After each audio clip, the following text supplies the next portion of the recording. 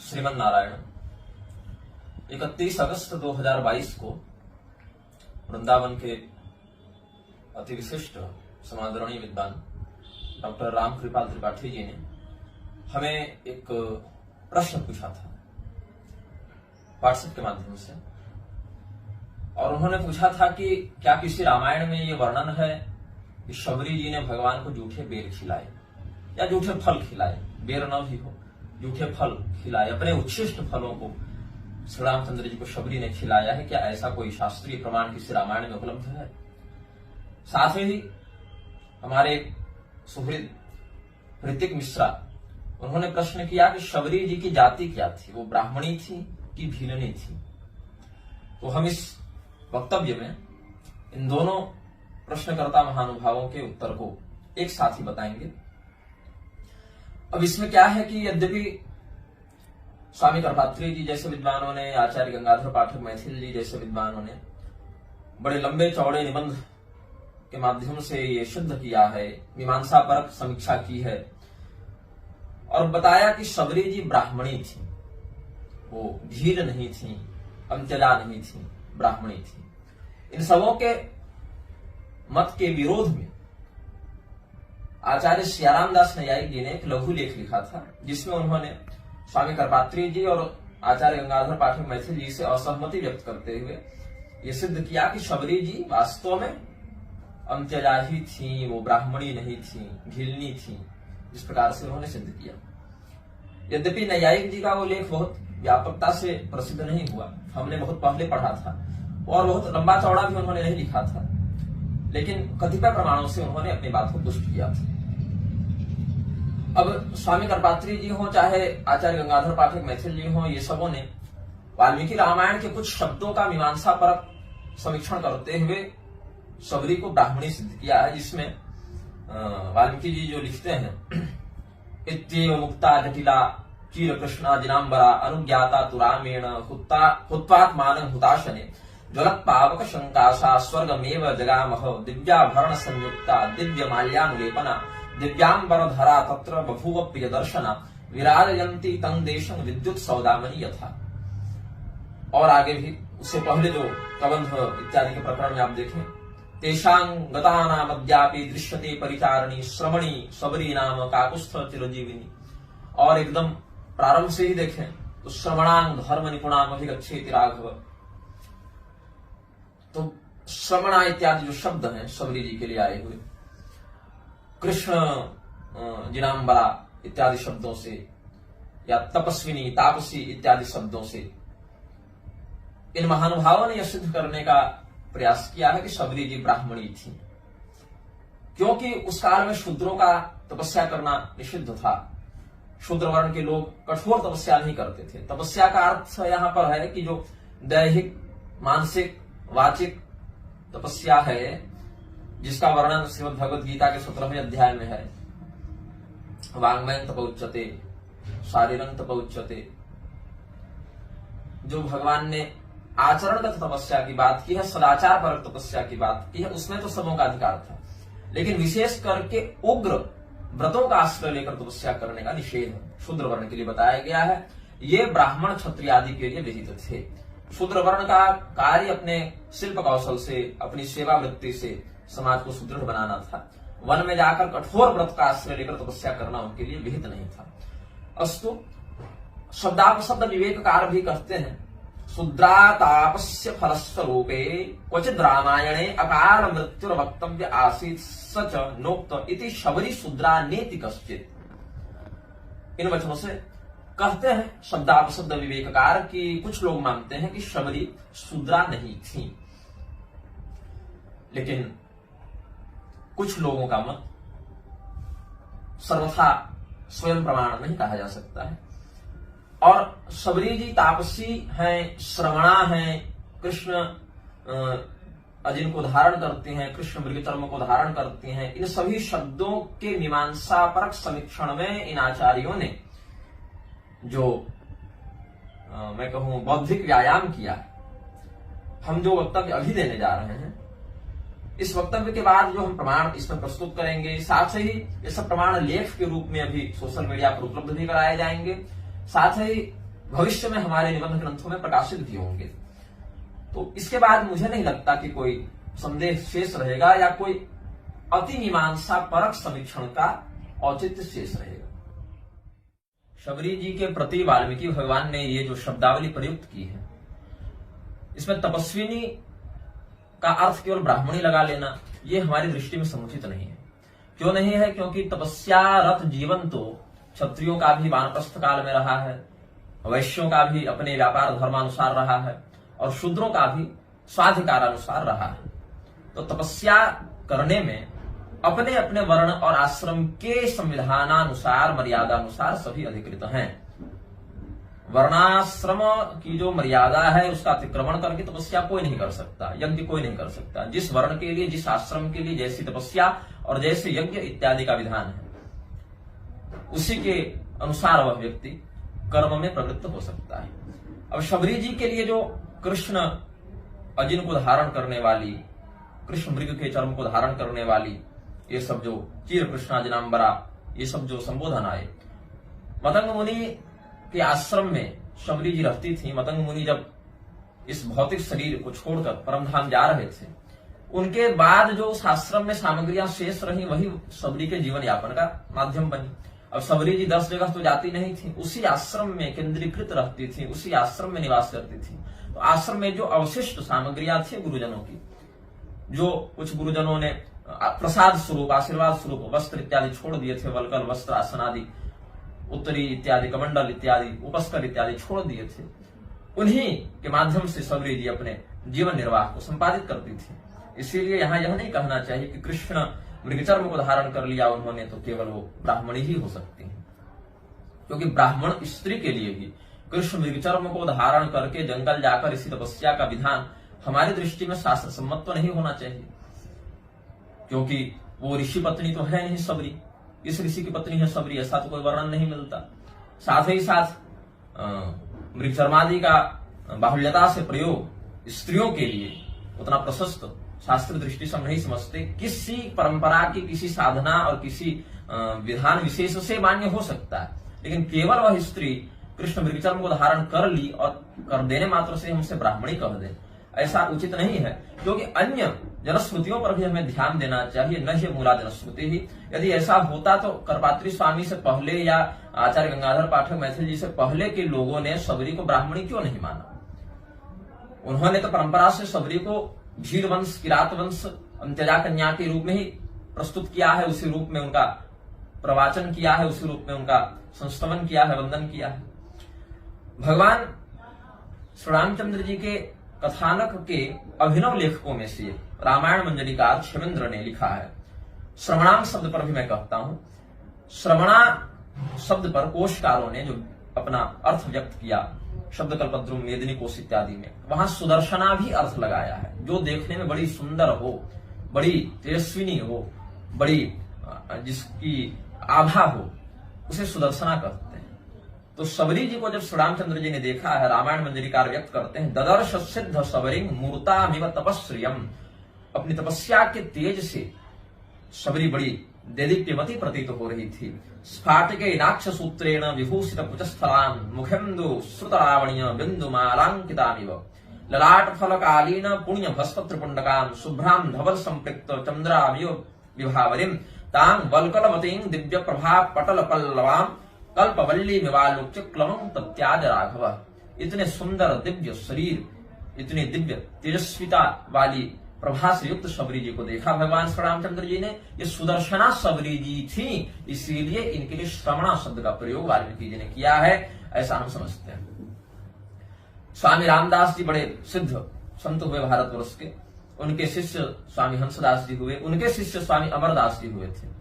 अमरदास जी भाव व्यक्त करते हैं, मुकुंदो गोविंदो जनक तनया लालित पद पदं प्राप्ता यस्याधम कुल भवा चापि शबरी, अधम कुल भवा चापि शबरी गिरातीतो गम्यो विमलधिषणैर्वेद वचसा रमानाथो रामो रमतु मम चित्ते तु सततम। इस प्रकार से पूर्व के संतजनों ने भी अन्य मतमतांतर के आधार पर, जैसे हमने बताया, रामानंद संप्रदाय के मूर्धन्य विद्वानों में से एक आचार्य श्री सियाराम दास नैयायिक जी ने शबरी को अंत्यजा ही माना है। और शास्त्रीय प्रमाणों से पुष्ट भी किया है। मीमांसा न्याय में उनकी भी अच्छी गति है। और इधर से हमने स्वामी अमरदास जी का भी रामचंद्राष्टकम जो उन्होंने लिखा है उसके द्वितीय पद से हमने, द्वितीय श्लोक से हमने यह उदाहरण दिया। पदं प्राप्ता यस्याधम कुल भवा चापि शबरी। और शबरी जी के लिए जो अधम कुलोद्भवा कहा वो स्वामी जी ने भी शबरी जी के मुख से अधम शब्द इत्यादि बुलवाए हैं। तो अधम शब्द का अर्थ इन ब्राह्मणी सिद्ध करने वाले मनीषियों ने यह लगाया कि नारी होने से उन्होंने स्वयं को अधम कहा। अधम शब्द उन्होंने मान्यपार्थम विपाश्रित्य ये पिस्यु पाप योनि स्त्रियो वैश्यास्था शूद्रास्तेपि यान्ति पराम गतिम इत्यादि के आधार पर या अपशूद्राधिकरण इत्यादि के आधार पर अधम कुलोद्भवा का अर्थ लगा दिया कि स्त्री कुलोद्भवा। लेकिन ये कथन भी हम शास्त्रीय प्रमाण पर जब विचार करते हैं तो सुदृढ़ प्रतीत नहीं होता। अब जो प्रमाण हम आपको अध्यात्म रामायण से देने जा रहे हैं उन पर विद्वानों को विचार करना चाहिए। अध्यात्म रामायण के अरण्य कांड से हम ये प्रमाण प्रस्तुत करेंगे। भगवान श्री रामचंद्र जी के प्रति शबरी यह भाव व्यक्त करती है। अध्यात्म रामायण के अरण्य कांड सर्ग 10 श्लोक 17। तव संदर्शनं राम गुरुणामपि मे नहि योषिन मूढ़ा प्रमेयात्मन हीन जाति समुद्भवा। शबरी जी स्वयं कहती हैं आपका यह सुंदर दर्शन हमारे गुरुजनों को भी सुलभ नहीं हुआ। हे श्री रामचंद्र जी, हम स्त्री हैं, मूढ़ हैं, आप तो अप्रमेय आत्मा हैं, आपका कोई विस्तार निश्चित नहीं बता सकता कितना है। मैं हीन जाति में उत्पन्न हुई हूं, फिर भी आपने हमें दर्शन दिया। तो श्री रामचंद्र जी ने उत्तर दिया है आगे 20वें 21वें श्लोक में, इसी सर्ग में देखें। पुंस्पे स्त्रीत्वे विशेषो वा जाति नाम श्रमादयः न कारणं मद भजने भक्तिरेव हि कारणम्। यज्ञ दान तपोभिर्वा वेदाध्ययन कर्म भी नैव द्रष्टुमहं शक्यो मद भक्ति विमुख है सदा। कोई पुरुष है कि स्त्री है, किस जाति में, किस नाम में, किस आश्रम में उसकी पहचान सिद्ध होती है, इन सब बातों से हमें मतलब नहीं। हमारे भजन में ये सब कारण नहीं होते। स्त्री होना, पुरुष होना, जाति विशेष का, नाम विशेष का, आश्रम विशेष का होना हमारे भजन में कारण नहीं, भक्ति ही इसमें कारण है। यज्ञ दान तपस्या वेदाध्ययन इत्यादि सत्कर्म कर्म भी ले व्यक्ति, लेकिन उसमें भक्ति न हो तो ये यज्ञ दान सत्कर्म आदि भी उसे हम तक नहीं पहुंचा सकते, हमारा दर्शन उसे प्राप्त नहीं हो सकता जब तक उसमें भक्ति नहीं होगी। भक्ति से विमुख व्यक्ति सभी वेदों को पढ़ ले, यज्ञों को कर ले, दान को भी कर ले तो मुझे प्राप्त नहीं कर सकता, मेरा दर्शन नहीं कर सकता। और जब शबरी जी का मोक्ष हो गया तो स्वयं महादेव जी जो अध्यात्म रामायण के प्रधान वक्ता हैं, उन्होंने इसी सर्ग के 42वें 43वें श्लोक में कहा। अन्य ऋषि महर्षियों ने भी बड़ा आश्चर्य व्यक्त किया और कहते हैं किं दुर्लभं जगन्नाथे श्री रामे भक्तवत्सले प्रसन्ने धम जन्मापि शबरी मुक्तिमापसा। श्री रामे भक्तवत्सले प्रसन्ने किं दुर्लभम अधम जन्मापि शबरी मुक्तिम आप। अधम जन्म लेकर भी, अधम कुल में जन्म लेकर भी शबरी ने मुक्ति को प्राप्त कर लिया।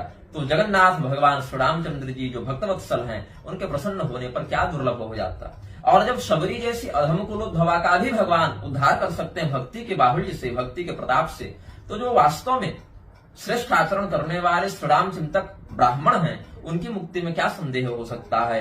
किं पुनर्ब्राह्मणाम क्षाः पुण्याः श्री रामचिंतका मुक्तिं यान्ति तद भक्तिर मुक्तिरेव न संशय। अब इन सभी प्रमाणों को हमने जो प्रस्तुत किया अभी तक, ऐसा नहीं है कि स्वामी करपात्री जी या आचार्य गंगाधर पाठक मैथिल जी ने रामायण मंजरी नहीं पढ़ी है, या शब्दापशब्द विवेक नहीं पढ़ा है, अथवा वाल्मीकि रामायण नहीं पढ़ा, या अध्यात्म रामायण नहीं पढ़ा, ऐसा तो है नहीं। लेकिन अधम जन्मापि हीन कुलोद्भवा इत्यादि शब्दों का अर्थ मीमांसा परक समीक्षण से इन लोगों ने जो लगाया वो हम समझते हैं कि स्त्रीत्व के ऊपर इन्होंने अधम शब्द को रूढ़ कर दिया, और इसीलिए अधम जन्मा, अधम कुलोद्भवा, हीन कुलोद्भवा इत्यादि शब्दों से इन्होंने स्त्रीत्व की विवक्षा सिद्ध कर दी। अब कल रात्रि को हम लगभग 12 साढ़े 12 बजे स्वाध्याय कर रहे थे, अपने कक्ष में विश्राम करते हुए कुछ पढ़ रहे थे, तो हमें एक बड़ा ही दिव्य ग्रंथ जो मेरे पास पहले से भी है, भगवत इच्छा से हमें समुपलब्ध है, ये शास्त्रों की गुरुजनों की महती कृपा है, 36,000 श्लोकों में निबद्ध भुसुंडी आदि रामायण, ये ब्रह्मदेव ने काकभूषुंडी जी को सुनाया है। ये बड़ा विस्तृत ग्रंथ है। इसमें 4 खंड हैं, पूर्व खंड, दक्षिण खंड, पश्चिम खंड और उत्तर खंड। और इसमें श्री रामचंद्र जी से संबंधित बड़ी दुर्लभ, बड़ी गुप्त और बड़ी रहस्यमयी कथाएं हैं। 36,000 श्लोकों का ग्रंथ है। तो भुसुंडी रामायण के दक्षिण खंड में हमें जो प्रमाण मिले लगभग रात्रि को 1-1:30 बजे तक हम वो प्रमाण खोजते रहे और आज दिन भर हमने उन प्रमाणों का संग्रह किया है। कालांतर में उस पर हम लेख भी लिखेंगे। वर्तमान में वो सब प्रमाण हमने अपने पास एकत्र कर लिए हैं। उन्हीं के आधार पर हम डॉक्टर श्री राम कृपाल त्रिपाठी जी और हृतिक मिश्र जी के प्रश्न का उत्तर देंगे। जिस उत्तर को सुनकर, जिस प्रमाण के बाद कोई संदेह शेष रहेगा, ऐसा हमें नहीं लगता। अब मानने को तो स्वामी करपात्री जी ने, स्वामी निश्चलानंद सरस्वती जी ने, स्वामी राघवाचार्य जी ने क्षत्रिय शुद्धोधन पुत्र गौतम बुद्ध को भी भगवान का अवतार नहीं मानना है। लेकिन हमने अपने पूर्व वक्तव्य में, लेखों में अग्नि पुराण, पद्म पुराण, सपादलक्षी महाभारत, नेत्रतंत्र, विश्वधर्म पुराण और वादिराज तीर्थ महास्वामी जी के ग्रंथों से प्रमाण देकर सिद्ध किया। स्पष्ट प्रमाण, कोई अलग से जोड़ घटाव करके इसका अर्थ ये लगा वैसे करके नहीं, बिल्कुल स्पष्ट, जो कि कोई सामान्य संस्कृतज्ञ भी देखकर बता दे कि इसका क्या अर्थ है। ऐसे प्रमाणों से 7-8 प्रमाण देकर हमने शास्त्रीय वचनों से सिद्ध किया कि क्षत्रिय पुत्र गौतम बुद्ध भी, शुद्धोधन पुत्र भी भगवान विष्णु के अवतार उतने ही मान्य हैं जितने अजन पुत्र काश्यप ब्राह्मण बुद्ध मान्य है। लेकिन अब नहीं मानना है तो उसमें कुछ किया नहीं जा सकता है। लेकिन हमने जो शास्त्र प्रमाण पढ़े उसके आधार पर हमने अपना मत रखा। हमने अग्नि पुराण से, पद्म पुराण से, महाभारत से, विश्वधर्म पुराण से, नेत्रतंत्र से, वादिराज तीर्थ जी, मध्वाचार्य जी के संप्रदाय के जो हुए उनके पूर्वाचार्य आदि के ग्रंथों से हमने अपने जो क्षत्रिय पुत्र शुद्धोधन पुत्र जो गौतम बुद्ध हैं उनके भगवत अवतार होने की बात को सिद्ध किया है। अब इसी प्रकार से हम भुसुंडी रामायण के भी प्रमाणों पर आते हैं। अब नहीं मानना है किसी को तो उसमें कोई नहीं कर सकता है, लेकिन इतने स्पष्ट ठोस प्रमाण को देखने के बाद भी अगर कोई मीमांसक, कोई नैयायिक, कोई आचार्यगण यदि ये हट कर बैठे कि नहीं हमें मानना ही नहीं है, हमें श्रवणाकार से सुदर्शना न लेकर सन्यासिनी लेना है, हमें शबरी को ब्राह्मणी ही मानना है, इसमें स्वयं भगवान श्री रामचंद्र जी के वचन, स्वयं ब्रह्मदेव के वचन, स्वयं अगस्त मुनि के वचन भी अगर निष्फल हो जाए तो भैया आप ज्यादा विद्वान होंगे, हम उतने विद्वान नहीं हैं। अतएव हम भगवान श्री रामचंद्र जी के वचनों पर, भगवान ब्रह्मदेव के वचनों पर, भगवान अगस्त के वचनों पर विश्वास करते हुए आगे आपको शास्त्रीय प्रमाणों से आलोकित करने का उपक्रम करते हैं। यद्यपि ये बहुत विस्तृत विषय है और हमने भुसुंडी रामायण के लगभग 90-100 श्लोकों तक, 90-95-100 श्लोकों का, प्रधान श्लोकों का पूरा संग्रह कर लिया है, जिससे स्थाली पुलाकन न्याय से आप सिंहावलोकन करके जान सकते हैं प्रसंग क्या है। भुसुंडी आदि रामायण के दक्षिण खंड के अध्याय 162 श्लोक 9 से 14 तक से हम प्रारंभ करेंगे। उससे पहले आपको भगवान श्री रामचंद्र जी के इसी अध्याय के 4-5 श्लोक को बता देते हैं। भगवान स्वयं कहते हैं, लक्ष्मण जी के साथ भगवान आगे बढ़ रहे हैं, कबंध इत्यादि का प्रसंग बीत चुका है। अब शबरी जी के आश्रम की ओर भगवान बढ़ते हैं और कहते हैं, अद्येदमद्भुतमिमं भिल्लानां वनमुत्तमं क्षेम मध्यासितास्वो वै सुखजन्तौ वनेचरान् वनेस्मिन् मम भक्तैका विद्यते भिल्ल सुंदरी यस्याः प्रेम्णा वशीभूतो मुनीन् विगणयाम्यहम्। लक्ष्मण, अब हम जिस वन में जा रहे हैं, वन के जिस भाग में हम प्रवेश कर रहे हैं, वो भीलों से घिरा हुआ है। भिल्लानां वनमुत्तमम्, इसमें एक बड़ी ही सुंदर स्त्री है, भिल्ल सुंदरी हैं, वो भिल्ल कुल में उत्पन्न एक सुंदरी हैं, जो हमसे बड़ा प्रेम करती हैं, बड़ी भक्ति भाव से हमारा आराधन करती हैं और वो हमसे इतना प्रेम करती हैं कि हम प्रेम के ही कारण उनके वशीभूत हो गए और हम ऋषि महर्षियों को भी उतना नहीं मानते जितना हम शबरी जी को मानते हैं। आगे फिर 9वें से 14वें श्लोक तक देखें। ये सभी प्रसंग लगातार चलते हैं, लेकिन जो प्रधान श्लोक है मैं वही बता रहा हूं। तो 9वें से 14वें श्लोक को आप देखें। ब्रह्मा शेषः पशुपतिर भक्तेव प्रियतांगताः तेषां विभूति माहात्म्यं न मे प्रेमानुबंधनम् अतः सात्यन्त भक्ता मे सौमित्रे भिल्ल जातिजा पश्यतां मुनिवर्याणां माननीया विशेषतः वनजैः फल संदोहै सानः सम्मानयिष्यति तया भक्त्योपनीतं मे सुधातोप्यधिकं मतम् न वर्ण श्रेष्ठता न श्रीर्न कुलं न च बन्धुता मम तोषाय सौमित्रे प्रिये हम भक्तिमात्रतः अवमत्य मुनिश्रेष्ठान् पश्यतः स्वालयागमम् यास्ये भिल्लपुरम् धृम्ता मूषितुम् निशमेकिकाम् त्वया मया च सौमित्रे तस्यै मानः प्रदीयताम् पश्यत्सु मुनिवर्येषु मत्यक्ताश्रमसद्मसु। अब क्या कहते हैं, ब्रह्मा, शेषनाग, भगवान शिव, इनसे हम इतना प्रेम क्यों करते हैं लक्ष्मण? क्योंकि ये हमारे प्रति भक्ति रखते हैं। भगवान शिव से हम इसीलिए प्रेम नहीं करते कि भगवान शिव अरे कितने बड़े देवता हैं, शेषनाग कितने बड़े देवता हैं, ब्रह्मा जी कितने बड़े देवता हैं। उनके महात्म से, उनके तेज से, उनके ज्ञान से, उनके ऐश्वर्य से, उनकी दिव्यता से हमें मतलब नहीं है। ये नहीं कि बड़ा आदमी है तो हम उससे प्रेम कर ले, रिश्ता कर ले, ऐसा नहीं। प्रेम के कारण, भक्ति के कारण हम उनके भाव में बंध जाते हैं। शेषनाग, ब्रह्मा जी, शिव जी से हम इतना प्रेम क्यों करते हैं? भक्ति के कारण। और ये जो हमारी भिल्ल जाति में उत्पन्न जो भक्त है, अतः सात्यंत भक्ता में सौमित्र भिल्ल जाति जा। देखना, जब तुम इसे देखोगे तो यह जान जाओगे कि बड़े बड़े ऋषि महर्षियों के द्वारा भी ये सम्मान प्राप्त करने के योग्य है। जब हम वहां जाएंगे तो वन में जो फल इसे प्राप्त होंगे उससे वह हमारा सम्मान करेगी, और भक्ति के द्वारा लाए गए उन फलों को जब हम भक्षण करेंगे तो अवश्य तुम्हें लगेगा कि अमृत से भी बढ़कर हमें कुछ प्राप्त हो गया है। हमें संतुष्ट करने के लिए कोई श्रेष्ठ जाति में, वर्ण में उत्पन्न होना आवश्यक नहीं, कोई बहुत पैसे वाला, धन संपत्ति, ऐश्वर्य वाला होना आवश्यक नहीं, बहुत कुलीन होना या बड़े परिवार वाला होना आवश्यक नहीं। हे सुमित्रानंदन लक्ष्मण, हमें संतुष्ट करने के लिए केवल भक्ति का होना आवश्यक है। इसीलिए ये जितने मुनियों के आश्रम हैं इनमें हम नहीं जाएंगे, इनकी अवमानना करके। अवमानना का तात्पर्य यहाँ अवमत्य, उपेक्षा करके, इधर ध्यान न देते हुए, देखो हम इस भिल्ल पुरंधी, इस भीलनी के घर में जाएंगे और एक रात वहां ठहरेंगे भी, हम एक रात वहां प्रवास भी करेंगे। भूसुंडी रामायण की परंपरा में भगवान एक रात रुके हैं। सबरी जी का उद्धार एक दिन के बाद हुआ है। और सौमित्र, हे लक्ष्मण, सुमित्रानंद लक्ष्मण, सबरी हमारा सम्मान करेंगे वो तो ठीक है, हमारे द्वारा और तुम्हारे द्वारा भी, त्वया मया च सौमित्रे तस्यै मानः प्रदीयताम्, हमें भी उसका सम्मान करना चाहिए। देखो ये जितने ऋषि महर्षि हैं ना, पश्यत्सु मुनिवर्येषु मत्त्यक्ताश्रम सद्मसु। मति, यहाँ मत्त्यक्ताश्रम सद्मसु का अर्थ हम समझते हैं मति अक्त आश्रम सद्मसु, ऐसे अन्वय करना पड़ेगा। जिनकी मति अपने आश्रम में, घर में, परिवार में आसक्त है, ऐसे मुनिवरों के द्वारा देखे जाते हुए स्थिति में, मतलब सबों को साक्षी रखकर हम इसका सम्मान करेंगे ताकि भक्ति का महात्म्य संसार में सिद्ध हो।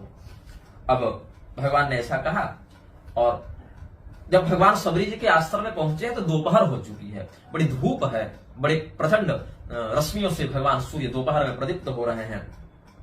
भगवान लक्ष्मण जी का हाथ पकड़े हुए हैं। सीता जी के वियोग के कारण भगवान बड़े दुर्बल जैसे हो गए हैं, विलाप कर करके बड़े थक गए हैं भगवान। तो सबरी जी के आश्रम की ओर जब बढ़ते हैं तो क्या कहते हैं? भूसुंडी रामायण के दक्षिण खंड के अध्याय 165 में, यहाँ सर्ग नहीं है, अध्याय ही है इस रामायण में। यहाँ सर्ग की बात कोई आपत्ति करेंगे तो जान जाए, भूसुंडी रामायण में सर्ग नहीं अपितु अध्याय का ही वर्णन है।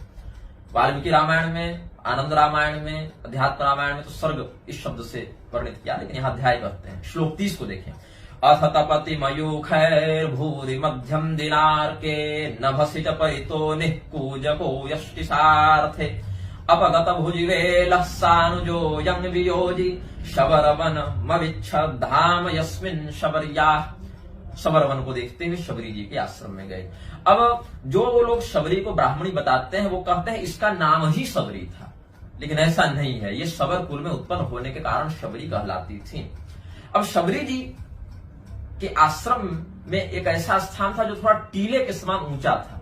जंगल है तो कहीं टीला है, कहीं नीचे है, तो एक टीले के ऊपर ऊंची भूमि पर खड़ा होकर सबरी प्रतिदिन भगवान के आने की राह देखती थी कि दूर से आ तो नहीं रहे, हमने क्या तैयारी कर रखी है, नहीं कर रखी है। तो बहुत से, केवल बेर ही नहीं, जो लोग बेर की बात करते हैं तो बेर ही नहीं, बहुत से फल, कुछ खट्टे भी हैं, कुछ मीठे भी हैं, कुछ फलों में प्राकृतिक नमकीन स्वाद भी है, कुछ कच्चे हैं, कुछ पके हैं, कुछ साग सब्जियां हैं, जो भी जंगल में मिला अच्छे अच्छे दोनों में भर के सजाई है। बहुत श्लोकों में क्या लाई है, कैसे लाई है, सबों का वर्णन है, लेकिन विस्तार भय से हम उतना नहीं कहेंगे। भाव है कि जो जंगल में मिला सबको सबरी जी ने बटोर लिया, अपने आश्रम में सजाकर उनको रख लिया था। तो सबरी जी ने पहले भगवान को नहीं देखा है, अभी भगवान ने पहले सबरी जी को देखा, क्योंकि तब तक सबरी जी इधर उधर फल फूल का चयन कर रही थी। तो भूसुंडी आदि रामायण के जो 166वें अध्याय में पहुंचते हैं, अगले अध्याय में आते हैं। श्लोक 6 और 8 को, 6 से 8 तक देखें। मद्गृहं राम आगत्य कतिचित् स्थास्यति क्षणान् एवमासा समायुक्ता सर्व एव महर्षयः पाद्यादिकं समायोज्य तस्थुः स्वस्वाश्रमे द्विजाः सर्वेषां पश्यतां तेषां रामो गाच्छबरिगृहं यत्र सा भिल्लजातीया प्रकृत्या शुद्धमानसा सर्वोपकरणैः सज्जा श्रीराम प्रेम विह्वला। अब भगवान जब शबरी जी के आश्रम की ओर जा रहे थे तो इधर उधर अन्य जो ऋषि महर्षि थे उन्होंने देखा, अरे श्री रामचंद्र जी जा रहे हैं, वो अपने अपने घरों में भगवान हमारे यहाँ भी आ जाए, हमारे यहाँ भी आ जाए, ऐसा भाव रख के उनके चरण धोने के लिए सुंदर सुंदर पात्रों में जल भरकर तैयार हो गए। लेकिन भगवान उधर गए नहीं, भगवान शबरी जी के घर की ओर बढ़ते रहे और वो देखते रहे ऋषि महर्षि, लेकिन भगवान उधर न जाकर शबरी जी के घर में गए, क्योंकि वह भिल्ल जाति में उत्पन्न यत्र सा भिल्ल जाति या प्रकृत्या शुद्ध मानसा, प्रकृति से ही स्वभाव से ही शबरी जी का मन, उनका हृदय बड़ा निर्मल था, उनका स्वभाव बड़ा पवित्र था और श्री राम जी के प्रेम में, वो श्री राम जी की भक्ति में विह्वल हो रही थी। तो शबरी जी के आश्रम की ओर भगवान गए हैं। शबरी जी को दूर से देखा भगवान ने तो लक्ष्मण जी को दिखाकर कहा, देखो लक्ष्मण, यही शबरी है जिनके विषय में हम तुमको बताते हुए आ रहे थे। शबरी जी इतने प्रेम में है, उनके शरीर के रोमे खड़े हो गए हैं, रोमा बलि उनकी पुलकित हो गई है और मतलब एक क्षण के लिए भी भगवान को देख ले तो हम कितने गदगद हो जाए इस भाव से। भगवान ने देखा कि शबरी ने अपने आश्रम को ऐसा सजा दिया है मानो कोई उत्सव की तैयारी करके वो बैठी हो। तां प्रेम बंध पुलकांचित गात्र यष्टिं स्वान्वेक्षण क्षण सुखा वहितांतरांच भिल्लिं ददर्श कृपया रघु सार्वभौम आरात्तदीक्षण वसाद विहितोत्सवाढ्य। भिल्लिं ददर्श कृपया रघु सार्वभौम, ब्राह्मणिं ददर्श नहीं कहा ना, भिल्लिं ददर्श, भिलनी को देखा। अब शबरी जी अब जब तक तैयारी कर चुकी, अब सुबह से लगी हुई थी अपने साफ सफाई में, फल फूल जुगाड़ करने में। अब दोपहर हो गई तो सोचा भगवान आ रहे हैं कि नहीं, आज देख लेती हूँ। तो ऊंचे भूमि पर खड़ी होकर देखा तो यहाँ एक बड़ी रहस्यमयी घटना घटित हुई है, इस पर ध्यान देंगे दर्शकों। भगवान यहाँ पर आ तो रहे लक्ष्मण और श्री रामचंद्र जी, लेकिन सीता जी का भी दर्शन यहाँ किया शबरी जी। ये रहस्य है, इसका कारण क्या है आगे बताऊंगा इसी प्रसंग में। शबरी जी ने प्रश्न किया है तो बताऊंगा। आयाम तं रघुपुंगवं प्रियतमायुक्तं प्रभुं सानुजं नव्यन्दीवर सुप्रसन्न नयनं पीताम्बरं सुन्दरं अंसन्यस्तधनुर्धरं कटियुग प्रोद्भासितूणी युगं खड्गाढ्यं जटया पिसंगमः संभिल्ली ददर्शोच्चकैः रामस्तस्याश्चक्षुषी पूरयाण सान्द्रानन्दरदर्शनेन प्रभूतैः पादन्यासैः पावयन् भूतरीतीर्थैर्विश्वाराध्य प्राविशद्भावदर्शी। भगवान को कैसा स्वरूप यहाँ पर शबरी जी देख रही हैं। सीता जी के साथ प्रियतमा युक्तम प्रभु सानुजम, लक्ष्मण और सीता से युक्त होकर भगवान आ रहे हैं। बड़ा सुंदर नए यौवन से वो प्रस्फुटित हैं, सुंदर पीताम्बर भगवान धारण की। अभी भगवान वल्कल वस्त्र को धारण करके आ रहे हैं, लेकिन शबरी जी को पीताम्बर में दिखे हैं भगवान। ध्यान दीजिएगा, शबरी जी जिस रूप में भगवान को देखना चाहती थी पहले वो रूप दिखाया है, क्योंकि मतंग मुनि थोड़े बताए थे कि भगवान इस रूप में आएंगे तुम्हारे पास। तो शबरी जी ने सोचा भगवान दशरथ पुत्र हैं, सीता जी के साथ आएंगे, लक्ष्मण जी के साथ आएंगे, ऐसे दिखते होंगे। तो शबरी जी जैसा ध्यान करती थी भगवान की, जिस रूप की प्रतीक्षा करती थी, पहले एक क्षण भगवान ने वो स्वरूप दिखा दिया और भगवान फिर धीरे धीरे अपने वास्तविक जटा मुकुट वाले रूप में आने लगे। जटा पिसंग महसम, भगवान का जो स्वरूप है वो पिंगल जटा से युक्त शोभायमान है। तो भिल्ली ददर्शोच्चकैः, वो भिल्ली ने, शबरी ने ऊंचे स्थान पर बैठकर देखा और भगवान उनके नेत्रों को आनंदित करते हुए, उनके नेत्रों को साफल्य प्रदान करते हुए पादम न्यासैः पावयन् भूरि तीर्थैर् विश्वाराध्य प्राविशद्भावदर्शी, जिनके चरण कमलों में समस्त तीर्थ वास करते हैं, ऐसे सुंदर चरण कमलों को शबरी जी के घर में भगवान ने पधार दिया, क्योंकि भगवान भावदर्शी हैं, हृदय के भाव का प्राधान्य रखते हैं व्यवहार में। अब शबरी जी ने भगवान का बड़े प्रेम से अभिनंदन किया, बड़ी स्तुति की है, वो सब तो जान ही रहे क्या क्या स्तुति की है शबरी जी। और भगवान के आतिथ्य के लिए दोना भर भर के सारे फल फूल शबरी जी ने रख दिए। अब भगवान को कहा प्रभु भोग लगाइए, तो भगवान उन फलों को खाने लगे। उसमें अपनी अपने ऋतु के अनुसार, अपनी अपनी रुचि के अनुसार कुछ फल खट्टे थे, कुछ मीठे थे, कुछ नमकीन थे, कुछ पूरे पक गए थे, कुछ अभी कच्चे थे। तो जो फल उनको मिला वो ले आई थी शबरी जी। परीक्षा परिभक्ष, इन वचनों का भी अर्थ स्वामी करपात्री जी ने जो लगाया है कि परीक्षण करके शबरी लाई थी, परिभक्ष जो खाकर लाई, तो अर्थ ये लगाया कि वृक्ष के एक फल को तोड़कर चख लिया कि इसके फल अभी तैयार हुए हैं कि नहीं, फिर जो जो फल पके दिखे उनको तोड़ लिया।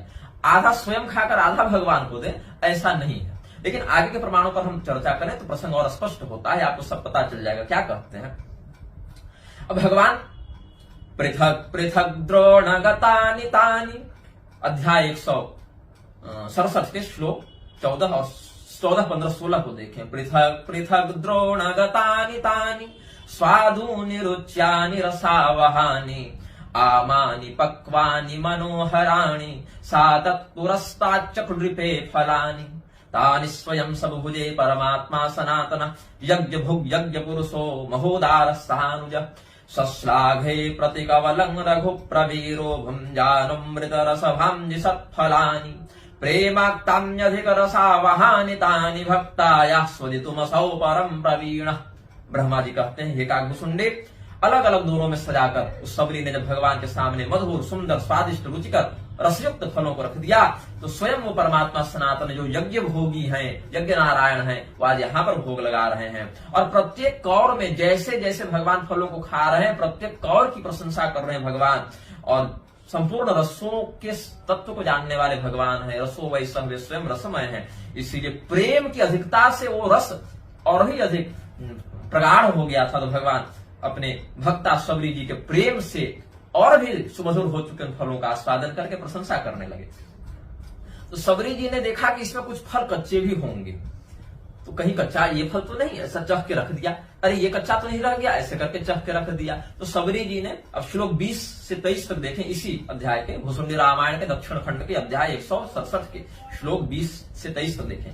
फलानि कानिचित् तत्र प्रभवे मुग्धयानया परीक्षार्थं समास्वाद्य मिष्टानि जगृहेत माम् तान्येष हृदि जानानः प्रेमाक्तानि स्वभावतः बुभुजेभ्यधिक प्रीतिरास्वादन विचक्षण सस्वदेचितराम् राम श्लाघमानो मुहुर्मुहुः शबरी वदनोच्छिष्टाम् यतिस्वादूनि हर्षितः शबरी वदनोच्छिष्टैः प्रेमपूतैः फलैरसौ आत्मानं तर्पयामास सर्वाभ्यधिक सारवित्। सभी प्रकार के सार को, सभी प्रकार के रस को सबसे बढ़िया कौन जानते हैं? परमात्मा जानते हैं, क्योंकि वो स्वयं रसमय है। इसलिए जब सबरी जी ने देखा कि शायद कुछ फल कच्चे तो नहीं रह गए, तो परीक्षा परिभक्ष का अर्थ ये नहीं है कि वो एक फल को देख तोड़कर चखी और बाकी शुद्ध फलों को ले ली। वहां परीक्षण करने लगी। परीक्षार्थं समास्वाद्य मिष्टानि जगृहे तमाम। और भगवान सबरी जी के हृदय के प्रेम को जानते थे, इसीलिए सस्वदेचितराम राम श्लाघमानो मुहुर्मुहुः शबरी वदनोच्छिष्टाम् यतिस्वादूनि हर्षितः। बहुत प्रसन्न होकर भगवान सबरी जी के मुख से जो जूठा करके फल रखा गया था उसको खाने लग गए। प्रेम पूतैः फलैरसो शबरी वदनोच्छिष्टैः प्रेम पूतैः फलैरसो। और अपने आप को भगवान ने एकदम तृप्त कर दिया, ब्रह्म तृप्ति हो गई उस दिन। अब ब्रह्मा जी ने तो बता दिया। अगले अध्याय की ओर बढ़ते हैं, अध्याय 168 में श्लोक पहले से 7वें तक देखें। शुरू में जब सबरी जी देखिए, अचानक से सबरी जी को होश हुआ कि ये हम क्या कर रहे हैं। अब प्रेम इतना अधिक हो गया, अधिक क्रोध में, अधिक प्रेम में व्यक्ति उतना सोच विचार नहीं कर पाता। तो सबरी जी बहुत प्रेम में ऐसे फलों को चख के रखती जाती, भगवान उसी फल को खाते रहते। अचानक से सबरी जी को ये होश हुआ कि हम क्या कर रहे हैं, तो लज्जित हो गई। ब्रह्मा जी कहते हैं भूसुंडी जी को, ब्रह्मवाच ललज्जेतितरां सातु तत्त्वज्ञानवति क्षणात् स्वच्छिष्टानि फलान्यस्य समर्प्य जगदीशितु पूर्वं तु प्रेमरभसा दविचारितमाचरत् उत्पन्न तत्त्वधिः पश्चाच्छुशोच शबरी हृदि अहो मया कृतमिदं किं तु साक्षात् जगत्पतौ यदुच्छिष्ट फलान्यस्मै समर्पितवती कुधिः क्वायं महाराज मौक्तिरत्न मरीचिभिः नीराजिताङ्घ्रि कमलो रामस्त्रिभुवनेश्वरः वाहं जात्याधमा मूढ़ा स्त्रीधर्मेण विदूषिता अनुग्रहोस्यैव परो नीताहं येन पात्रताम् अपराधमहं चक्रे स्वच्छिष्ट विनिवेदनात् प्रेम मत्तमतिः किं चिन्न विचारितवत्यपि इति तामनुशोचन्तिं राम आत्माखिलात्मनाम् उवाच तत्पर प्रेम वशीभूतोऽखिलार्थतः। ब्रह्मा जी क्या बता रहे हैं? सबरी जी को अचानक से जब तत्व ज्ञान हुआ, उसी क्षण उनको लज्जा हो गई और बोली, अरे हम ये क्या अपराध कर बैठे, स्वयं जगदीश्वर को हम अपना जूठा खिलाने लगे। अत्यंत प्रेम के बाहुल्य के कारण हम विचार शून्य हो गए, विवेकहीन हो गए थे, इसीलिए हमने भगवान को अपना जूठा खिला दिया। ऐसा सोचकर सबरी जी के मन में संताप होने लगा, वे पछताने लग गए, ये मुझसे क्या हो गया। अहो मया कृतमिदं किम तो साक्षात जगत पतौ यदुच्छिष्ट फलान्यस्मै समर्पितवती कुधिः। अरे हमारी बुद्धि कहाँ मारी गई कि हमने साक्षात जगदीश्वर भगवान को अपना जूठा खिला दिया। अरे ये महाराजों के महाराज हैं, त्रिलोकाधिपति भगवान त्रिभुवन नायक हैं, इनके चरण कमलों की आरती तो बड़े बड़े रत्न मोती से सजी थाल के द्वारा होती है। आज तो हमसे बहुत बड़ा अपराध हो गया। कहाँ हम अधम जाति में उत्पन्न मूर्ख स्त्री हैं और कहा ये स्वयं भगवान है, लेकिन भगवान फिर भी रोक टोक नहीं किए, प्रेम से खाए और हमें अनुग्रह की दृष्टि से देखा। ये तो इनकी कृपा है। अनुग्रहो सैव परो नीता हम ये न पात्रता, हमारे अंदर कोई पात्रता नहीं, भगवान की कृपा है कि उन्होंने हमारे साथ ऐसा उदार व्यवहार किया। अब भगवान को उच्छिष्ट देने से हम अपराधी हो गए हैं, इनके अपराधिनी हम हो गए हैं, ऐसा मन ही मन बड़ा शोक करने लगी, बड़ी चिंता करने लगी शबरी जी। तो भगवान तो अंतर्यामी है, शबरी जी के हृदय के भाव को जान गए और उनके प्रेम के वशीभूत होकर कहने लगे। अब भगवान क्या कहते हैं सुनिए। भगवान भी शबरी जी को ब्राह्मणी नहीं कहे, भीलनी ही कहे हैं। भगवान के वचनों पर गौर करेंगे। इसी भुसुंडी रामायण के दक्षिण खंड के अध्याय 168 के श्लोक 8 से 14 तक कहते हैं। श्री राम उवाच त्वया हितानि स्वादूनि प्रेम्णयवानम् वृत्तिना खण्डितानि फलान्येताम् खण्डानि मुदे मम जाने प्रेम वनिवास्तु कापि धन्यतमा सुखे यास्वादय फलान्येताम् यतिमाधुर्यभाम् यत् अधत्तमति पुण्यासि भिल्ल जातिरपि स्फुटम् वेद विद्योऽपि विप्रेभ्यो मदनुग्रह भाजनम् जातासि सपदि त्वम् तु तीर्थ पावन पावनी परमेण मयि प्रेम्णा तवा नेताति भूयसा श्रौतं स्मार्तं तांत्रिकं वापि कर्म श्रौतं स्मार्तं तांत्रिकं वापि कर्म पुण्योपास्ति तद् विशुद्धं तपो वा ज्ञानं ब्रह्मात्मैक संविद्धि शुद्धं न मे तुष्टे जायते भाग्यपूर्णे प्रेमैवैकमप्यसाधारणं यत्तैस्तैर्भावैः शुद्धे रूपेतं स्वभावेन सोढ़ विश्लेषलेशम् तेनैवाहं श्याम वशीभूत चित्तः। भगवान ने कहा, हे शबरी, अनन्य भक्ति के द्वारा जो प्रेम तुम्हारे हृदय में उत्पन्न हुआ, तुमने जो भी फल लाए, चाहे वो चखकर हमें दिए हो या बिना चखे दिए हो, वो सब हमें प्रसन्न करने वाले हुए। अच्छा, चख भी दिया तो कोई अपराध नहीं, आखिर तोता तो फल को चख ही लेता है, ठोर मार ही देता है, उससे क्या दोष हो जाता? नहीं हो जाता। तो तुम्हारे द्वारा चखे जाने पर ये फल भी अत्यंत मधुर हो गए हैं।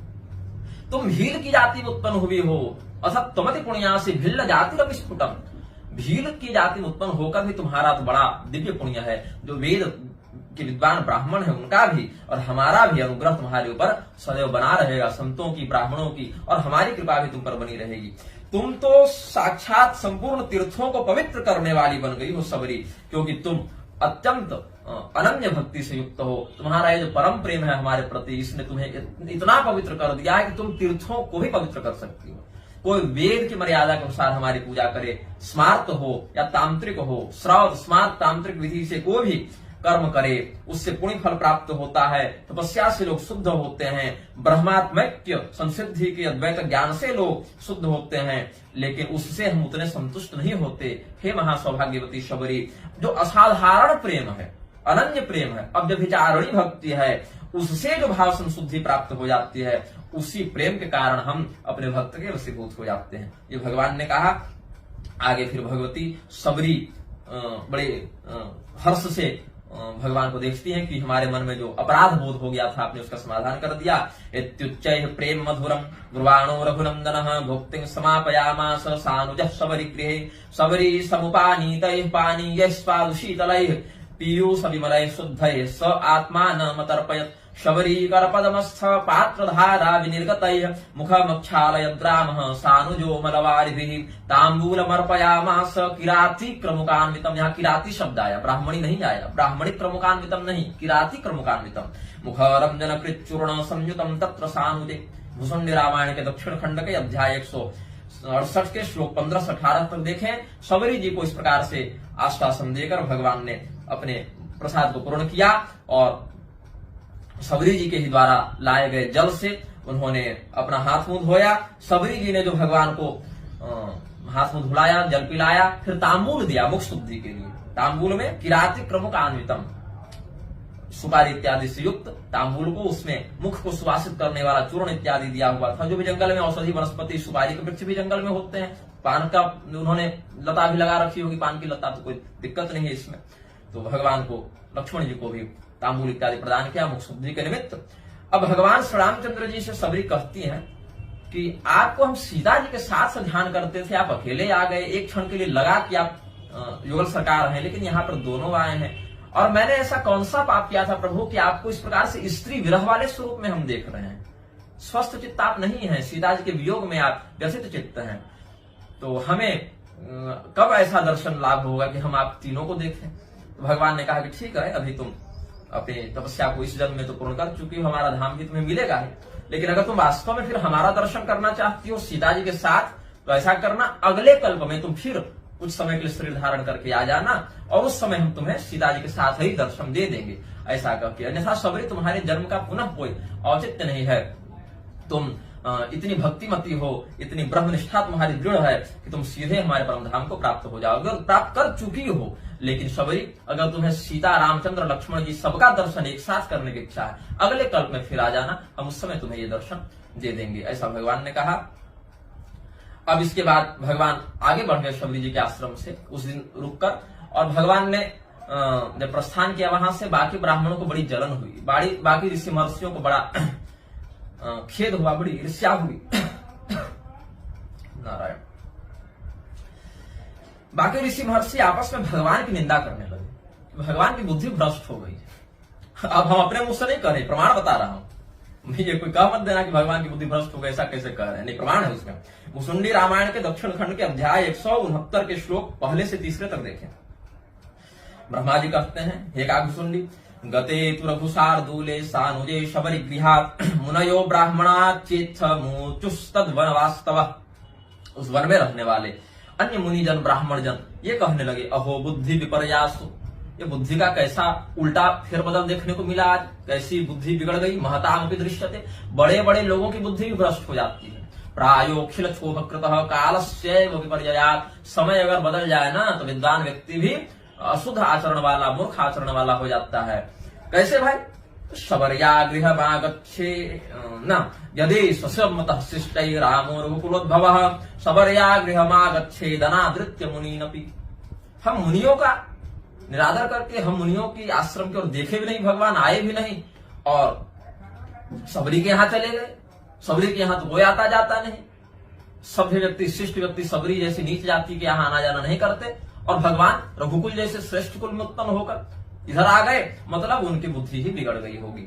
9वें-10वें श्लोक को भी आगे देखें। साति ममदा दुराचारा धमा जात्या च कर्मणा चकार कथमातिथ्यम रामे शिष्टौ सम्मते।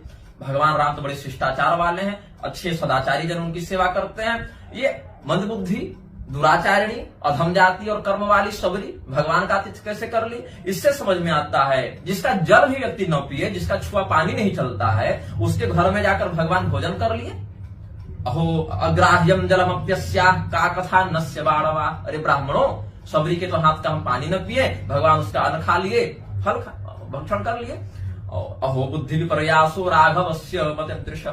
भगवान की ऐसी बुद्धि भ्रष्ट होगी, हमने नहीं सोचा था। तो ऐसा जब वो लोग कह रहे थे, तो देखते देखते उनके हवन कुंड में जो अग्नि प्रदीप्त थी, जिसमें वो अग्निहोत्र करते थे, सभी अग्नियां शांत हो गई, अग्नि बुझ गई। उनके आश्रम में जो फूल लगे थे सब मुरझा गए। वो जिस सरोवर में, जिस नदी में स्नान करते थे, उसमें जल के स्थान पर खून और पीप बहने लगा, और सबों के जो ब्रह्म तेज के कारण प्रभा व्याप्त थी, एकदम तेजस्वी ऋषि महर्षि थे, सभी लोगों का प्रकाश समाप्त हो गया, उनकी तेजस्विता लगा कि सूर्य को ग्रहण लग गया। अब इनको बड़ा डर लगा कि अरे हमारे साथ ऐसा चांडालत्व का दोष कैसे लगने लगा। इधर उधर बहुत उपाय सोचे, कैसे हो गया, तो कोई उपाय न दिखा। तो अगस्त मुनि वहां पर समाधान देते, अगस्त मुनि की शरण में ये लोग गए। अगस्त मुनि ने कहा कि अच्छा, किसी ने कोई अपराध किया क्या ऐसा जिसके कारण ये दोष लग गया, बताओ तो सही सही बताओ क्या किया तुम लोगों ने। तो ऋषियों ने कहा, महाराज और तो कोई अपराध नहीं है, अभी हम लोग बोल ही रहे थे और बोलते बोलते ऐसा हो गया। बोले क्या बोल रहे थे? तो ऋषियों ने सच सच सब बता दिया। इसी में आगे 170वें अध्याय के श्लोक 2 से 6 तक देखें। वह सत्यस्मिन् वने काचित् किराती भाग्य संभृता अतिथि समभुद्यस्या रामो रघुकुलोद्भवः श्रोत्रियान् ब्राह्मण श्रेष्ठान् सार्घस्तान् कृतस्पृहान् पश्यतोस्माननादृत्य ययौ तस्यानिकेतने शिष्ट एव कथं कुर्यात् तेनास्माभिरमर्षतः किराती सदनं गच्छन् विगीतो रघुपुंगवः अधमा कर्मणा जात्या मांसगृध्नुः किरातजा कथं सा योग्यतां प्राप्ता रामस्याति सिदानतः इति निन्दावचोऽस्माभिस्तथ्यं त्यक्तस्य भाषितं नापराध्यं तदास्माभिरन्यथात्वपराधिनः। ऋषियों ने कहा कि हे महर्षि अगस्त्य, इसी वन में कुछ दूर एक किरातिनी, एक भीलनी रहती है, उसका तो बड़ा भाग्य चमक गया महाराज। आज हम लोग हाथ में अर्घ पाद्य जल सुंदर फूल सब लिए खड़े रहे भगवान के स्वागत के लिए, भगवान हमारे यहाँ आए नहीं, उसके यहाँ अतिथि बनकर भगवान चले गए। ये तो सज्जनों का लक्षण नहीं, ये तो सदाचारी पुरुष का लक्षण नहीं। तो हमने भगवान की निंदा की, राम जी की निंदा की कि वो भिल्ली के यहाँ कैसे चले गए। वो तो मांस खाने वाले किरातों के कुल में उत्पन्न हुई है, वो बहेलियों व्याधा भील के कुल में उत्पन्न हुई है, जाति और कर्म से बड़ी अधम है, उसको इतनी योग्यता कैसे प्राप्त होगी कि राम जी का आतिथ्य सत्कार कर सके।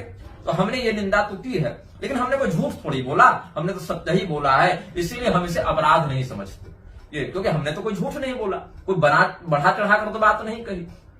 अगस्त मुनि ने आगे देखिए 7वें से 9वें श्लोक में, श्रुत्वा कुंभोद्भवस्तेषां वचनम तदकैतवम्, ऋषियों के निष्कपट वाणी को, ऋषियों ने कोई झूठ नहीं बोला, जो जैसी घटना घटित हुई सब सत्य सत्य बता दिया। तो ऐसे अकैतव निष्कपट वचनों को सुनकर भगवान कुंभोद्भव अगस्त मुनि ने कहा, सर्वदर्शी मुनि श्रेष्ठ इदमाह द्विजोत्तमा। अगस्त जी सर्वदर्शी थे, सब जानने वाले ब्रह्मनिष्ठ थे। उन्होंने कहा, अरे यही तो गड़बड़ हो गई तुमसे, हम तो अरे बड़ा खेद है, द्विजवराह सम्यक अपराधो बभूवः, यही तो बहुत बढ़िया वाला अपराध हो गया तुमसे। किराती राम भक्ता सा विगानम कथमर्हति, वो राम जी की भक्त है भीलनी, जो किरातिनी है, वो उसकी निंदा कैसे कर दी तुम लोगों ने।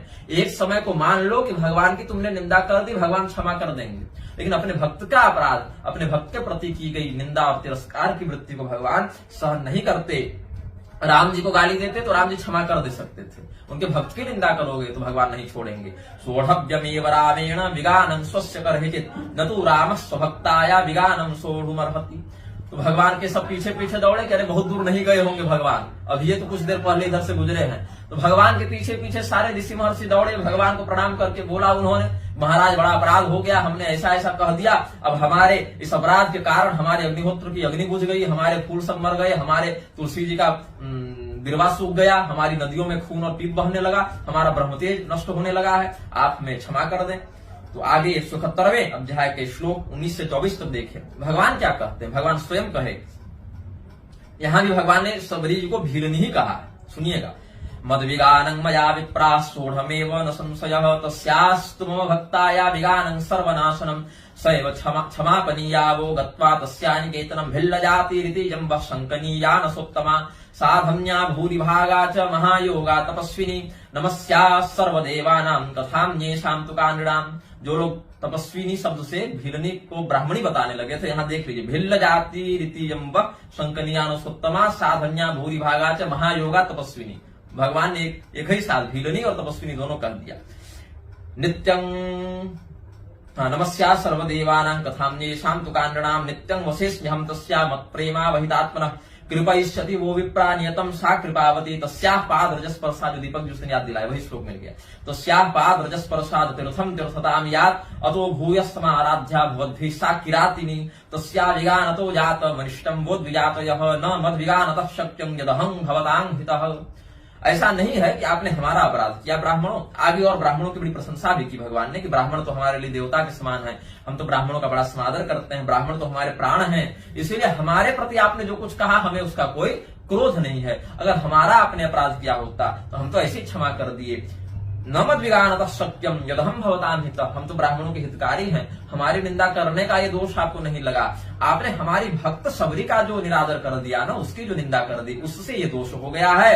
अरे वो भील जाति में उत्पन्न भले है, लेकिन आपको कुछ शंका संदेह नहीं करनी चाहिए। आप सब हमारे पास जो क्षमा मांगने आए हैं ना, उनके पास जाकर क्षमा मांगिए। वो बहुत तपस्विनी है, बहुत बड़ी योगिनी है, सिद्ध योगिनी है, वो धन्य है, उसको तो देवी देवता प्रणाम करते हैं, फिर आप लोग अगर प्रणाम करें मनुष्य होकर, इसमें कौन सी बड़ी बात है। हमारे प्रति उसका इतना प्रेम है, इतनी भक्ति है कि हम उसके वश में हो गए हैं। वो बड़ी दयालु है सबरी, यदि आप जाकर क्षमा मांगेंगे वो क्षमा कर देगी, कृपा कर देगी। उसके चरण के रज, उसके चरण रज, उसके पैर की धूली तीर्थों को भी पवित्र कर दे, इतना विशाल उसका चरण रज महात्म युक्त है। इसीलिए आप सभी जाकर उसी किरातिनी की, भीलनी की, सबरी की शरण ग्रहण करें, तब जाकर आपका ये जो दोष है वो छूटेगा। तो भगवान के ऐसे वचनों को सुनकर अब इनको होश हुआ कि राम जी परम तत्व है, क्या है। अगस्त जी ने राम तत्व का बड़ा व्याख्यान किया है इस प्रसंग में, लेकिन विस्तार वैसे उतना नहीं बताएंगे। रामचंद्र जी कैसे परब्रह्म है और ब्रह्मज्ञानी कैसे ब्रह्म संसिद्धि को प्राप्त कर लेता है, भक्त और भगवान का क्या तत्व है, अगस्त मुनि ने बड़ा सुंदर समझाया।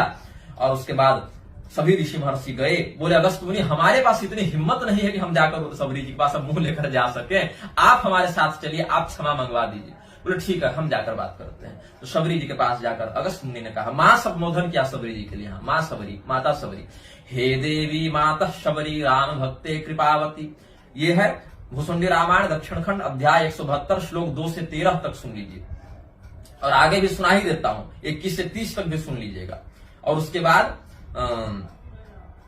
32 से 39 तक भी सुन लीजिएगा। एक ही बार 15, 20, 25 श्लोक सुना देते हैं आपको, एक ही बार फिर सबका अर्थ बता देंगे।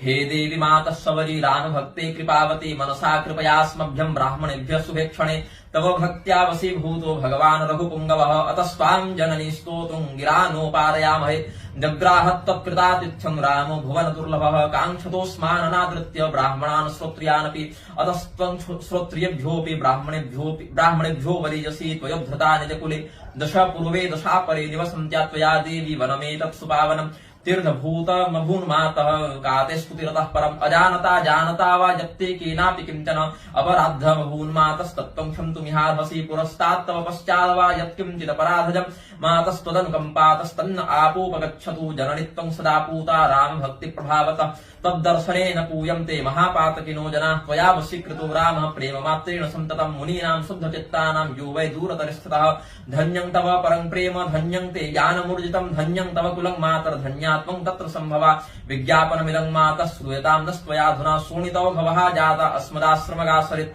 तस्यां प्रक्षालय निजौ पादौ तं विश्वपावनौ ततः सा पूतसलिला प्रकृतिस्था भविष्यति अलं मे अब सबरी जी उत्तर देती है अलंग में श्लाघया विप्रा अधमाहं च योनितः अति वेदमनर्हं च जन्मांग यूयम नमस्यथ यूयम ही श्रोत्रिय श्रेष्ठा ज्ञान विज्ञान भाजना तपोधना सर्ववर्णा नमस्कार्या दियातय अपकृष्ण तमेजं तो महद्भिर्विहितानते आयुश्रियं यशोहं ते तस्य नास्ति संशयः अहं दीनतमालोके धमाजाप्त्या च कर्मणा कथं नु योग्यतां याता जन्मां नमथ बाणवाः रामस्तु भगवान् साक्षात् किञ्चन जन प्रियः सचन्नदीने कृपयेद् गतिः स्यात् तस्य तर्हिका अतिमत्येव कृपा तस्या रामस्य परमात्मनः नापेक्षते कुलं शीलं धनं योग्यत्वमेव च विपरीतमिदं मन्ये यत्पातरसामम ब्राह्मणानां श्रोत्रियाणां शुद्धेयुः सदनानिवह स्वत एव विशुद्धान् नित्यं सद्नानि वो द्विजाः यत्राभिगमनाज्यं तुः सकुलः पूयतेतरां किं मां नयथ धर्मज्ञा उपहासं जगत्त्रये भवदुच्छिष्टकवलिप्य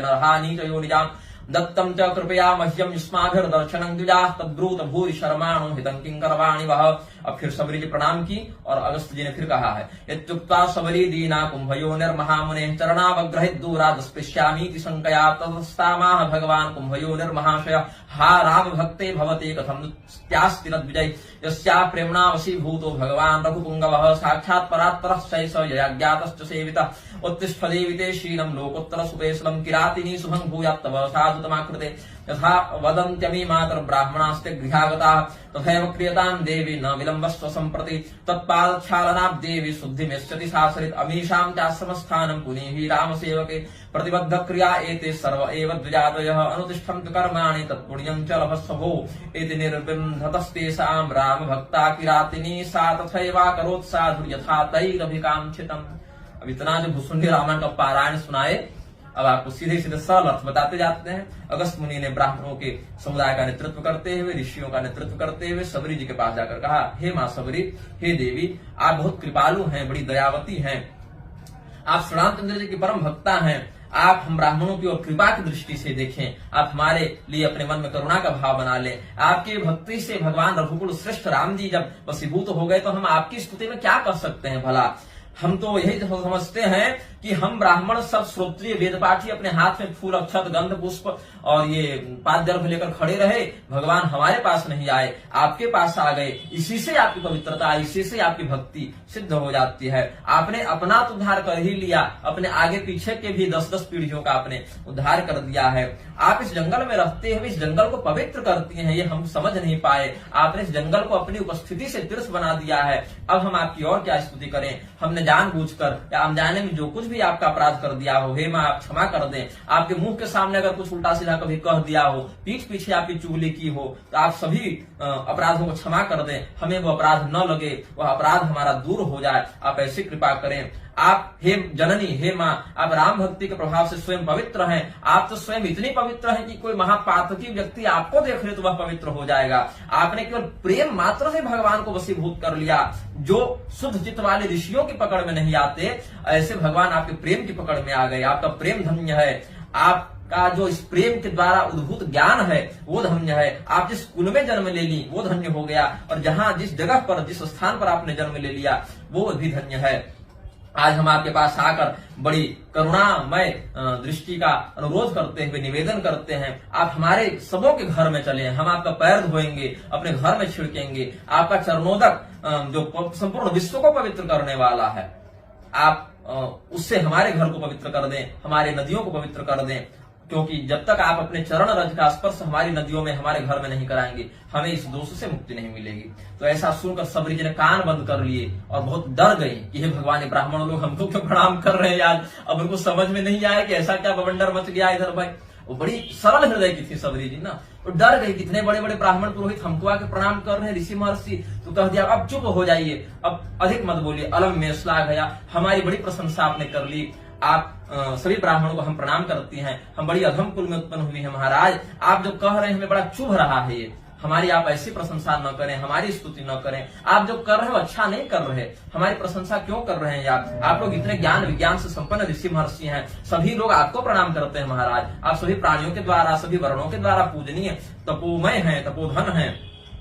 देखिए, जो व्यक्ति अपने से छोटे को प्रणाम करता है, वो छोटा व्यक्ति के पास जो भी धन है, जो भी आयु है, जो भी ऐश्वर्य है, सब नष्ट हो जाता है। आप प्रणाम करिएगा तो हम ही न नरक जाएंगे प्रभु, इसलिए हमको प्रणाम मत कीजिए। मैं कितनी दीन हूँ, दुखियारी हूँ, संसार में जाति से कर्म से अधम हूँ, आपके जैसे श्रेष्ठ ऋषि महर्षि हमें प्रणाम करें, ये उचित नहीं। भगवान का क्या है, भगवान तो भक्त वत्सल है, वो अगर अपनी कृपा करके हमारे पास आ भी गए तो हमारी कौन सी बड़ाई हो गई इसमें। भगवान तो दीन वत्सल है ही, हमें दीन जानकर अगर कृपा करने के लिए आ गए, ये तो उनका स्वभाव है। भगवान अगर ऐसी कृपा नहीं करेंगे तो और कौन करेगा, तो भगवान की बड़ाई है इसमें, हमारा इसमें क्या प्रताप हो गया। ब्राह्मणों के घर हमारे पैर के द्वारा पवित्र हो, ऐसा तो पाप हम नहीं करेंगे भाई। आपका घर तो पहले से इतना पवित्र है, वेद पाठ से, मंत्र जप से, अग्निहोत्र से, कि लोग वहां जाकर पवित्र होते हैं। आप कह रहे हैं सबरी तुम्हारे चरण रज से, चरणोदक से हमारा घर पवित्र होगा, तो इससे तो संसार में आप हमारा मजाक उड़वा दीजिएगा ना। आप सब इतने इतने बड़े बड़े ऋषि महर्षि धर्मज्ञ हैं, आपके घर जाकर हम अपने चरणोदक से आपके घर को पवित्र करने का दावा करें, नीच योनि में उत्पन्न होकर, तो अनर्ह बात है, अर्ह बात नहीं है, ये श्रेष्ठ बात नहीं है। हम तो इतनी नीच हैं, भवद उच्छिष्ट कवले प्यनरहा नीच योनि राम, हम इतने नीच हैं कि आपका जूठन भी हम छू लें तो भी वो जूठन ही अपवित्र कहलाएगा। आपका उच्छिष्ट भी हम ग्रहण करने का अधिकार नहीं है प्रभु, आपका जूठा भी हमसे श्रेष्ठ होता है ऋषियों। इसीलिए अब आप हमें बताएं कि यहाँ पर आप सभी ऋषि महर्षियों ने एक साथ आकर हमें दर्शन दिया, इसका क्या कारण है, हम आपकी क्या सेवा करें, आपका क्या हित करें। ऐसा करके सबरी डरती हुई कंपित हृदय से अगस्त मुनि के पैरों पर गिर पड़ी। लेकिन सबरी जी की मर्यादा देखिए, सबरी जी ने अगस्त जी के पैर छूकर प्रणाम नहीं किया है, क्या कहती है, इत्युक्ता सबरी दीना कुंभ योनिर महामुने है, चरणावग्रहित दूरा दुष्पृश्यामिति संकया। हम नीच जाति में उत्पन्न हुए हैं, ऋषि महर्षियों का पैर कैसे छू देंगे, और छू तो हैं हम ऐसा भाव रख के, तो सीधे पैर नहीं पकड़े, अस्पृश्य हैं हम। इसीलिए सबरी जी ने बाहर से भूमि को प्रणाम कर लिया और अगस्त मुनि का हृदय गदगद हो गया। वो रुक जाओ, हा राम भक्ति भवती कथम नित्यास्ति न द्विजय। इतना पवित्र भाव आपका है सबरी, आप कैसे हमारे द्वारा पूजित नहीं होंगी। हे राम भक्ति, हाँ ऐसे मत कहिए कि आप अस्पृश्या हैं या चरण रज से पवित्र नहीं कर सकते। दोनों का भाव कितना पवित्र है। फिर कहा जिसके प्रेम के वशीभूत होकर भगवान स्वयं आ गए, परात्पर पर ब्रह्म आ गए, उसका शील इस लोक का नहीं, वो लोकोत्तर गुण से आप युक्त हैं भगवती। इसीलिए हे किरातनी शबरी, आप हम सबों के घर में आए, और ये सभी ब्राह्मण अपने अपने कष्ट को लेकर हे माता आपके पास आए हैं। ये जैसा कहते हैं बिना विलंब किए आप वैसा ही कर दीजिए। आपके चरणोदक से ही, पैर धोने से ही वो नदी भी पवित्र होगी, इनका आश्रम भी पवित्र होगा। इसलिए हे राम सेविका, आप हमें पवित्र करें। ये सभी आश्रमों की संशुद्धि हो जाएगी, ऋषि महर्षि फिर अपनी तपस्या में लग जाएंगे, तो तपस्या जो करेंगे उसका पुण्य आपको भी तो मिलेगा, आप पर भी तो भगवान की कृपा होगी। सबरी जी इस प्रकार से अगस्त मुनि का आदेश पालन करते हुए जाती हैं, फिर सब उनका पैर धोते हैं, सब कुछ ठीक हो जाता है। अब इस प्रकरण के अंतिम 3 श्लोकों पर हम चर्चा करते हैं। भूचुंडी रामायण दक्षिण खंड अध्याय 172 श्लोक 49, 50, 51। शास्तु यमाना मुनिभिः समन्तादगस्त्य मुख्यर्द्विज सप्तमैस्तैः विलज्यमाना मनसा किराति ततो निजाम पर्णकुटिं जगाम। माहात्म्यं राम भक्ताया सवर्या सुमहात्मनः य एतत् शृणुया नित्यं सोऽपि दुःखात् मुच्यते। जात्या निषिद्धा क्रिययापि हीना किरातवंश प्रभवापि शास्त्री। सीतापतेर्भक्ति भर प्रभावात् बभूव माम्यानितरां मुनीनाम्।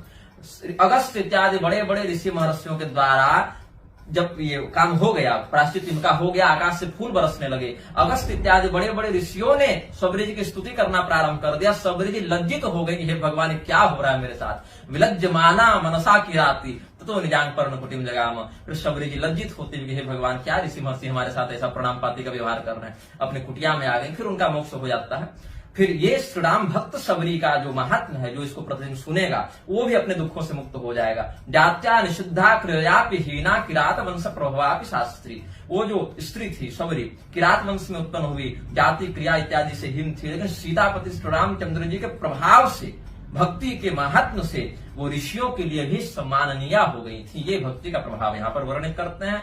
तो हमने इतने श्लोकों का जो प्रमाण दिया है इससे समझना चाहिए कि शबरी जी भीर कुल में ही उत्पन्न हुई थी। श्रवणा का अर्थ सुदर्शना है, तपस्विनी का अर्थ अपने कुलोचित शीलोचित सदाचारगत तपस्या वो करती थी।